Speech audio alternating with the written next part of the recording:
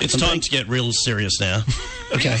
Real serious. Supposed to fake serious. No laughing? No laughing. Not a laughing matter? Sorry, yeah. There's no laughing thing. Yep. You tune to Rock Aria on HFM. Get a bit closer. It's very to that serious. microphone, and once you're closer. Hello? Yeah, that's better. That's better. Now, before we start, get all official, what I'd like to know is, Peter Renzolo, I'm going to put you on the spot here. Okay.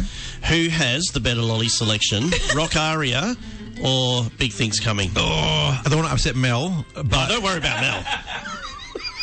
Yeah, okay. Personally... Remember, you're here now. Yeah. I'm going to be political here. So your selection Yes. is smaller as far as variety. Smaller. Oh. But the quality, I've got to say, sorry Mel, the quality is up there. I can't, this is tip top. I'm impressed, guys. Size I'm going to find it hard to talk today. I'm asking me full of this stuff. It's size nice. shouldn't matter, though, should it? Oh, quality is much... Quality over quantity. We have got Ammify in the studio with us today. Already off the rails. In the studio. So we've got, going through the lineup we've got here today, we've got, what is it, Ammify? Ammify. Up there on the drums at the back there. Hello, Angie. We've got Justine Renzolo. We do indeed. Ammy herself. Hello. And Peter Renzolo. Yep. And you guys are here because you're all part of this Ammify that we've been seeing going around on socials for maybe 2-3 months now, and it's all been a bit mysterious. Big tease. Yeah, it's been it 3 has months been, of what is Ammify has been the question. And only we know the answer, really. Well, actually, I don't even know. Do we know the answer? I don't think we know what it is. I still only partly know the answer. I know that it's not just audio. No, it's not. And that's partly why Ant and Justine are here, because to go right back, I mean, it's sort of started with Ammy and I with writing stuff together. But right back, we actually met because Ammy came to my studio to record. This is back in 2017, maybe? A while ago, yeah. But then that was it. She came in to record, we recorded the song, and that was it. But then about 3 or 4 years later, Jeremy Harry Harris came to my studio and I started producing his music, and he wanted some backing vocals from someone with a really killer voice, and he brought in Ammy, and she was the backing vocalist for like Tell Me It Ain't True and Paralysed and Haunt, all these cool songs on his album. Yeah, awesome songs. So I had the privilege of recording her, and at the same time I was finishing production on a film called The Canary, which is actually almost still it's finished, but it's getting edited Frank, still. isn't it? That's right, The Canary, yeah. So, but the filmmaker wanted a theme song, and they asked me, well, do you know any awesome female voices? And I said, well, straight away, yeah. Well, I got one lined up already. So I got in touch with Ammy, I wrote the song, and then Ammy came and did the vocals, and I thought, this is too good to just leave as a one-song thing. So I started firing backing tracks to her, well, can you write something to this? And it started happening, and, you know, an album later, here we are. It's crazy. Yeah. So you've got a whole album recorded? Yep. Ready to go, mastered and all that sort of stuff? At least one. Gee. So, like last week, what was it, Tuesday? Yeah, Tuesday, you officially released The Coward's Way Out. We sneakily played it last Saturday. Sneakily is my new favourite word. Secretly. That's right. Anyway, did you say you played it? Yeah, we did. Yeah, we dropped it last Saturday. I had Pete's permission because he was in Mount Magnet, so he couldn't do much about it. I was out of town. That's right. Sneaky. I didn't know about this. Yes. So, tell us all about it. Well, I can only say something from the music side of things, but I think the lyrics are what are more important here, so I'll leave this to Ammy. Oh, no. How do I talk about what this song's about? I didn't think that it would be possible to, because it feels like it's just going to be it's a sad song, right, lyrically? And it's really kind of cool because I'm not a sharer at all, and I disappeared for a year to go and not be a sharer, and then we this is exactly the same point in time that we could write the album together, so it actually all became a really big cathartic situation. After I put this song out, I was a little bit worried that people would be worried about me because it's called Coward's Way Out. And Yeah, so, I mean, it could be taken, as with many things, you could interpret it a lot of ways. Interpreting it the way they need to, and that's been the absolute perfect result ever in the whole entire world. Somebody said it was like when you feel like you need to quit a job, but you feel like you should be staying at, and you're not going to disappoint everybody. Somebody said that related to it that way, and somebody else said something nice on YouTube the other day. Similar. Awesome. That brought them to tears, and every time they hear it, they can't help but well up about it. It's really cool. It's wonderful that something, going through something like that can actually help people by them having someone to relate to, something to to relate to and somebody to understand, I suppose. So lyrically, you've written most of the album. Everything. Yeah, and then you've just taken that to Pete, and together you've worked on writing the music for it. Opposite. I write all the music to it. So I got the easy job. I say, here you go, here's what I've done, and now you make something around that. So it was actually easier for me because then I had to hand all this stuff over to Ammi, and she'd just start writing the lyrics to it. So it was amazing. From my point of view, it was easier. But for you, how did it work getting all these songs and you had to make them to it? I love that from your point of view, it's easier because I sent him back like 7,000 tracks. So it was like the main track and then 7 million harmonies on that, and then a backing track, and then like the backing vocals would also have 1 million harmonies. But then there's also like counter melodies and weird like little backing noises. Yeah. And then he had to deal with Well, I noticed that with Coward's Way Out. There is a lot of extra dubbing over, or, I don't know what the official word is, but, there is a lot of that going on. Yeah. But it sounds good. It's really good. And how did you get Justine and Ammify? Ammify, yeah. That's going to stick. Well, Justine straight away was she had no choice, really. I had to get her involved. She is your sister. Yeah, so. but also my sister by default, but just insanely, she's an amazing visual effects makeup artist. Oh, yes. So as a big part of Ammify is the visuals that we're making with this. In fact, when the next one comes out, we're going to play an acoustic version of the next song, but the video for that is just the piece that is a song. It's amazing. So basically, Justine was hired, so to speak, to be the official makeup VFX person for this project. So I'll let her talk about it more, but that was the idea behind it. But also, she's an insane guitarist, so when we come to do this stuff live, she's going to be on stage with us, along with Ammify, the master of the tubs. I mean, it's amazing. I'm not really sorry. But yeah, I think because I've always had Justine on my film sets doing the makeup for it. It had to happen. It was the fit that had to work, And so she's on. Yeah, exactly it. It was cool, and I saw her playing a Jeremy thingy, and then I was like, "What was that?" Yeah, wasn't she great on the guitar? Yeah. She absolutely rocked that guitar at Jeremy's album launch, didn't she? Amazing. Yeah, well, Yeah. highlights. So, Yes. yeah. Shall we go and listen to Coward's Way Out for the second time on Rock Aria? Sure. Does anybody say no? Who wants No to? choice. All opposed? No negatives? Press that button. Anyone want to introduce it officially? This is Coward's Way Out by Ammify.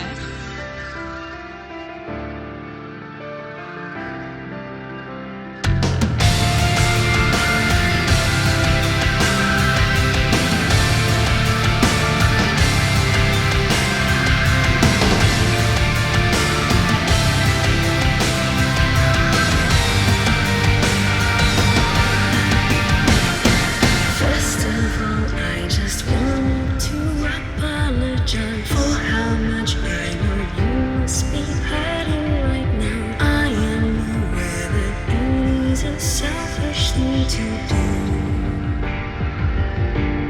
but I had no choice. You know me, and hurting you is one of the very last things I ever wanted to do. I hope that this shows just how dire it was to be, and I had no choice. Can't dance anymore. Can't sing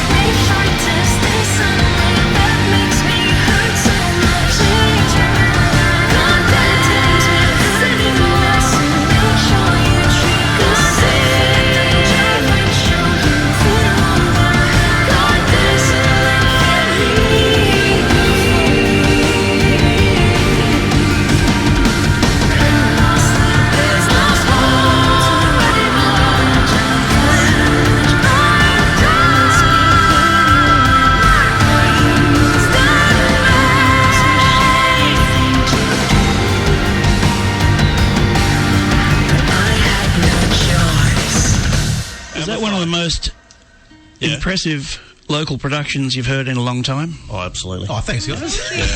It's so well put together. Oh, I don't know why we're laughing. It's I know, no, fantastic. Yeah, but true though. I'm so proud of it. So, Pete, you mastered all that and recorded it? mixed it? Yeah. So that was all me. And look, I did enjoy that side of things. So to be able to... Oh, who's that? There's a Spanish guitar going in my ears. Yeah, He's playing and so basically, so I produced all the all those parts. It's weird because the way I was writing this album, I'd actually be listening to some random band, and I'd hear one of the songs that they were doing. I think, let's do a version of that, but better. So I was listening to Diamond Eyes by Deftones when I did this one, and the way the solo breakdown is the way the whole Deftones song goes, but I've made the whole rest of it working really well. So I get influenced a lot by random stuff, usually from 90s bands that I just grew up with. 90s It's was interesting because I know of you as from a blues, more of a blues and acoustic background. That's right, and mandolin. Playing with Paul Cousins and Dr. Cousin, Exactly right, Blind Man right. Pete. Totally.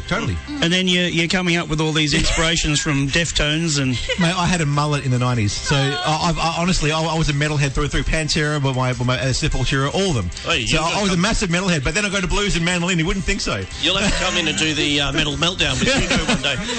So what other inspirations are involved in the band? I mean, Amy, what are you inspired by? Oh, so many things. Okay, so I'd like to talk about this because as we were writing the album, I was just kind of letting it happen. But then afterwards, I listened to it and then go, that's because I've listened to this and this, and that sort of thing. I could hear it all come out, and I was like, I want to leave some Easter eggs in there. So it's like a little ode to the people that I felt like I've been inspired by. There's like some lyrics that are sort of closely similar that if you were as obsessed with them as I am, then you'd notice that was similar. And also even stuff like pop culture things. There's a bit from Doctor Who. There's a music bit in a Doctor Who episode that is... I did not pick any of that. The melody line in half of a bar. If somebody's a die-hard fan of that one particular episode and me, then they will find it. But something I find interesting is you mentioned Easter eggs, and it's something that the band playing in the background now is Rush, right? So many albums that they produced, I think there's at least one anyway, that had Easter eggs involved in it. And I thought, what is this? How do I make this work? You've got to try and find these Easter eggs somehow. And I've never worked it out. There was a little Easter egg symbol in the track. And that's cool. They did that. What goes on here? And I still, to this day, have no idea. People are clever and can figure stuff out. I don't know how they do that with their big brains. I couldn't. I found a little Easter egg today. I didn't know that you and our afternoons guy, Bodie, go back a little bit. We do. We go way back. Yeah, about, 20 years or so? More. Yeah, you guys were doing some singing sort of stuff. Yes. We sung together since we were babies. And apparently you cleaned up some awards. And we did. We took away lots of awards. That's wicked. We sang together on Telethon in 1999, I think. Yeah, Phantom of the Opera or something. Phantom of the Opera, that's right. Bodie in a tuxedo, I can't imagine that. He looked so dapper. I still have the video, the VHS. What happened? You got married, son. You haven't aged a day. He's had a haircut, though. That's true. Yeah, so that was a little Easter egg I had no idea about. So there you go. True, and now I get to do operatic random things thanks to Pia. Just throw some opera in. It's wicked. So Justine, how do you fit into all this? Like, how did you feel when you first got asked? And it was like really, like I'm so privileged to be working. Obviously, like Peter's my biggest role model growing up. I mean, why do you think I got into guitar? Like, and then all the makeup side of things, he kind of lets me kind of like go loose. He's that kind of director, like he's just so straightforward for what he wants, and then like we just work really well together. We on the same page with everything, and it's so much fun. Like, I'm just very, very lucky to have a big brother like that, and I'm a part of his project. So yay! I also said a lot of E's when I found out that. Yeah, that's right. The introduction to Justine was on the Jeremy Harris night, wasn't it? Yes, there you go. Yeah. I heard you from the stage. I was quite the big fan. and then now, and you've got the big boots to fill here. You're a drummer. You sort of fell into this naturally, and yes. Well, I mean, I got the pleasure of hearing Ammy work on the songs at home, and I think "Coward's Way Out" is actually when I heard that. With the weird time signatures and everything going on, I was like, man, I need to drum this. Did that take some extra practice or some extra work? I mean, I've been working hard, especially with the new stuff Pete has sent through. He pushes me. These are his beats, and like as a drummer, you know, with the layers, like there might be 4 kits going at one time. So I'm listening to this stuff, going, man, this is cool. I've got to make this work for a live show. So you're enjoying the challenge. Yeah, it's so fun. Like, it's awesome. So one of the things I picked up from Big Things Coming, and every time we mention that, we expect more lollies to be donated this way. But the first time when I listened, when you appeared on that program, Pete, you were talking about basically you've got 11 members of this band. Well, that was conservative. So as in the backing vocalists on stage on the visuals there's 3 of them. But the reality was, like Amy was saying before, there was maybe 15 layers of vocals going on at once. So just for the sake of a stage being able to not be too crowded, 11 was probably the most conservative number. Even the guitars, there should be 3 guitarists on there. I only got 2. So Justine and I were just saying how we could do the lead guitar parts. We need a rhythm guitarist to do the backing. 11 is what's on the video. And 4 drummers. Well, yeah. I mean, I'm no drummer, so I make these beats. Oh, this sounds cool. We need 7 arms to play them, so I didn't realise that until after Ant said, oh, okay, cool. So we've got 2 drums on stage. I reckon that'll be a cool look to have 2 drummers on stage, you know, and Ant's going to be the 2 drummers, basically, in reality as well. So you haven't actually performed live yet, so you haven't had to do Today this. is the first time you're going to hear us, and we've even said this, we've never played together in the same room until today. Incredible. Everything was recorded and remotely, and everything. So this is a bizarre thing. So yeah, you guys are the first ones to hear this and experience it. Thanks. We'll get that to that in just a moment. But then with your video releases, you've done some live performances on there on stage, obviously, but you had to do that from lots of different camera angles. Yeah, so the idea behind that, it's basically going to look like it's live, but it's not at all. So we shot all of Ammy and Ant's parts at the Vision Studios in the big room. Yep. And just green screen. Which studios? Vision Studios. Okay. Yeah, just in the big room there. So we had a massive green screen set up, so it individually recorded every single song on the album with 4 different cameras on each of them. And then I recorded myself in my little studio at home in Bassendean. And then we just put it all together. So basically, we've never played together in the same room, but we're on the same stage on the video. So it's a bit of a strange one, but that's essentially it. It's a virtual concert. All right, well, let's get some shuffling happening so we can get this live version happening. Oh, yeah. Pull that microphone down to face your guitar. All good, mate. So this one here we're going to play now is going to be the one that's getting released on the 21st of May, the video. This is the acoustic version of it. It's called The Truth Will Set You Free. I would like to disclaim that I have a cold, so you guys have to you have to assume that I sound like 80% better than this usually. Okay, at least 80. Okay, are you ready? How's that, guys? All right. Come through. Right. Yep. Check. How's that? You good, Frank? Yep. Check. Yeah. 2. Yeah, feels good. Okay, are you ready? Here we go. We can't play, I promise. What's a guitar? Here we go. I liked the chicken.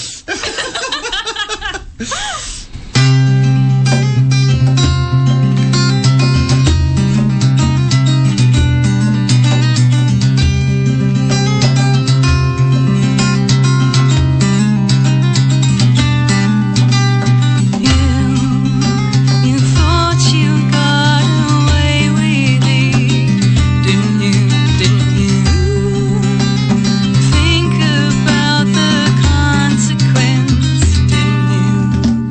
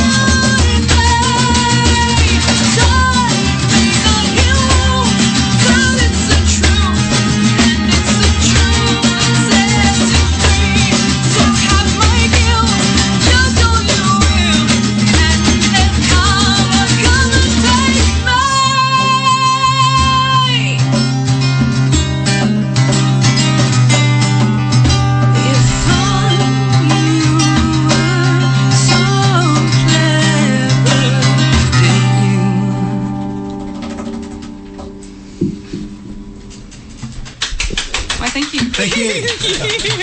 I was waiting for Pete to do that last little strum, you know, like to finish it Leaving you off. hanging, mate. That was fantastic. Thank you. I ducked out to go and have a listen on the real radio out there, and geez, that sounded good. Oh, good. Excellent. Wow. Good to know. Wow. Oh, good. I love that reaction. That's good. Excellent. Well, I guess what we could say is when can we expect to see the real deal? We were just talking about this outside. The reality of it getting to the full band sound, like the 11-piece, 20-piece, whatever it's going to be, quite a while away. But we just heard then this little 4-piece acoustic version very soon, I reckon. We've got to get a set together and do it. It's too fun. There's a nice little underground place in a laneway in Maylands there. I reckon it would. Ah, suit that Lyrics one. Underground. Yeah. Yep, Very, that would very suit nice. us, actually. Yeah, good Yep. acoustics. Yeah. Yep. So is Ammify still accumulating? Is it still building? Is it? We're in the middle of. We're sort of started writing our second album. Whoops. If that's what you mean. We could Wow. Can we say that? Well, you just We haven't did. got to the first album. It's all right. Oh, which is coming out June 14, by the way, on all Okay. streaming platforms. Yep. Being released by our it's so cool to say, our label, Wormhole Death in Europe and Japan and US. Yes, we can't say we don't do labels anymore. Yeah, that's it. That's exactly it. Yeah. So basically, we got a marketing deal with them and a distribution deal with them. So they're going to be releasing it on the 14th of June. Yep. So keep an eye out for that. Excited. Well, I see it fits in really well with the European market, I'd say. I mean, a lot of the think stuff so. that I love is coming out of Sweden and the Netherlands and I think we stuff. sit nicely in that. You're right. Yeah, I think this would suit that sound. I reckon you're right. That's awesome. Yay! Well, glad you guys liked it. Thank you so much for joining us on today's show. Are we allowed to push the 4 at 4 back 5 minutes? What would you like to do? Well, should we go out with the Jeremy Harry Harris track? We could do that. Where it all started for the yeah. Yeah, so tell us a little bit about that, Ammy. You know, being approached by Jeremy, how did that all come about? And Oh, it was just one of those Facebook things. He asked for somebody on Facebook that sounded like Just like that. Amy Lee from Yep. Evanescence. And somebody tagged me, and I was like, no, I don't, but here's a name. and then he said yes from my little video, which was nice. oh, fantastic! Yeah. Such a great album too, and it was a great performance. The launch up at Oh, yeah, it was amazing. Night Owl Studios, and He's so yeah. cool in like every way. Yeah. Oh well, there you go.